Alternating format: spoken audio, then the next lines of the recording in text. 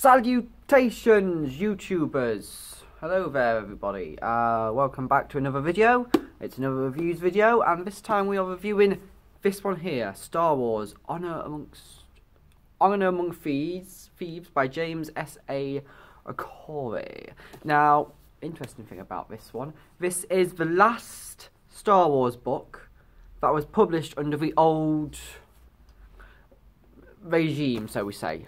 This was the last one that came out before Disney came along and said that all the old expanded universe was no longer canon, which it never was anyway, to be fair. Technically it never really was, but anyway, let's not get into that. That's a whole other video. But yes, so this is the last one, and I finally got it for my birthday recently, and you'll notice there's no Legends barrier. I refuse to have a Legends barrier dirty my books. That's a personal preference. It's nothing to do with the rebranding or anything. I just personally, I don't want it on my books. I don't want it on my books. It'll be weird. But yeah, so here's the full cover. I think that's a gorgeous cover as well.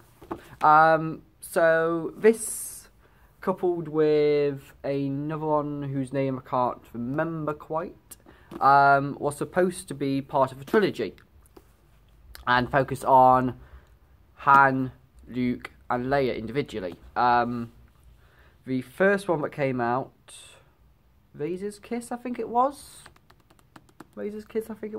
focused on Princess Leia. It's all set between episodes 4 and 5.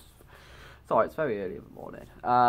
Then there's this one, which, as you can probably tell, focuses on Han Solo, and then there's going to be another one that focused on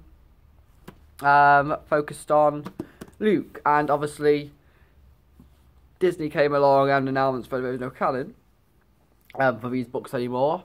So it became a duology. However, the Luke one got a little bit redone, and it got re-released as one of the very first new canon stories. It was called Heir to a Jedi, and I'm sorry, but I didn't like it. I really struggled with that one, and I didn't like it. But we're talking about this one here. So yeah, I mean, I really liked this book. I really liked it. They've got the plot's interesting. It's got the sort of the whole. It sort of not so much exploits, but it takes advantage of the whole giant super weapon thing that the Empire sort of has going for it and everything. And sort of it builds on that, but it also builds on the whole, on all the mystical stuff that was built up in the later, in the I say later as in timeline wise books. So like the I don't know if you've read the Corellian trilogy. Is that what it's called?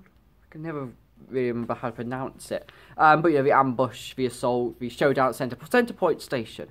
It expands, it sort of builds on that sort of, there were creatures before sort of like recorded history, everything that moved planets and stuff like that. So you've got that and everything, and it sort of builds on that and sort of,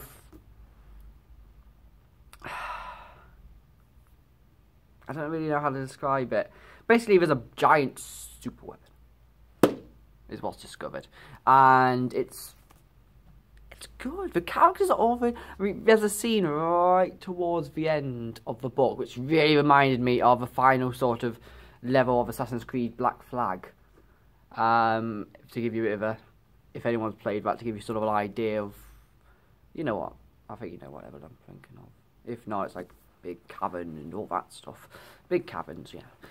But no, the plot I think is really nice. The characters are written fantastic. Han Solo is written perfectly in this book. This book, it writes Han Solo fantastically. It really felt, I could just easily imagine Harrison Ford saying those words in his old gear and all that stuff on an actual film set. It's really good. I really enjoyed it. Luke's, you don't see much of Luke. He is in it though, because you can see he's here. That's Luke. Hello, Luke. He's, you know, he's on par with the naive sort of farm boy, fresh, coming down from the hole. I blew up the Death Star. Woo, look at me. Leia's in it. She's fantastic as well. And then you got this girl here, this woman here.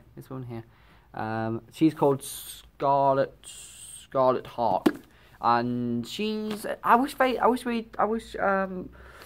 Disney hadn't sort of deemed this stuff non-canon. I wish this had come out earlier, because Scarlet Hawk is an interesting character, I think, and I would have liked to see more done with her, especially when you pair her with Leia. It's a nice little sort of relationship they've got there, and it's a nice little bit of back in.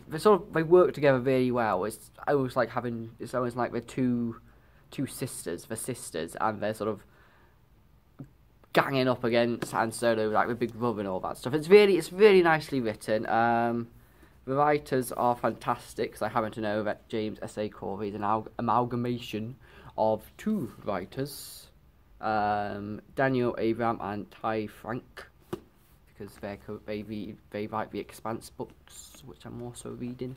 But yeah, so I recommend you go get this book. If you can, get it without the Legends barrier. That's just my personal opinion, but you don't have to if you don't want to.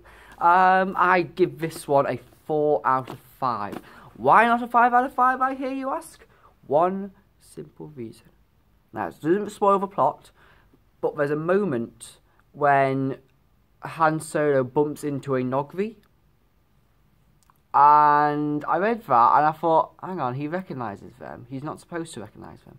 Because if I remember correctly, and I am looking at all you Star Wars fans to correct me if I am wrong, the first time Han Solo encounters the Nogri is in the Thrawn trilogy. The Thrawn trilogy, i.e. Heir to the Empire.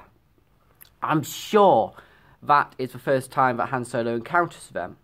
It's been a while since I've read the book, so I couldn't be certain. But if I'm wrong, please let me know.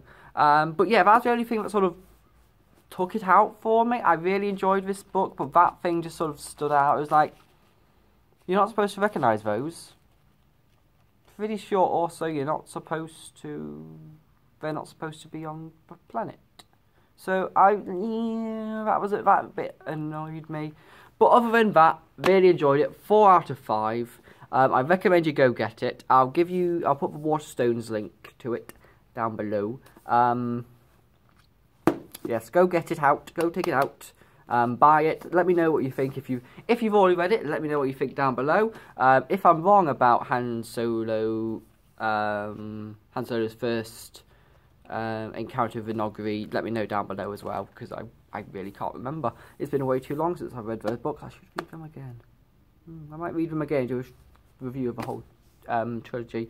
But yes, go get it. If you like this video, give me a thumbs up down below. It helps a great deal. Subscribe for more, and so long for now, viewers.